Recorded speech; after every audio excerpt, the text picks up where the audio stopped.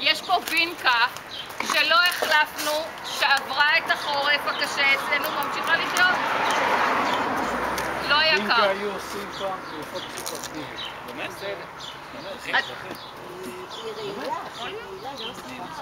יכול להיות. הצמח הזה הוא צמח שנראה תמים למראה, אבל הוא לא תמים בכלל. הצמח הזה נקרא, לא חשוב, ברח לי, תכף אני אגיד לכם. מה שעושים במקסיקו, זה סוג של צבר, במקסיקו אוכלים את העלים האלה.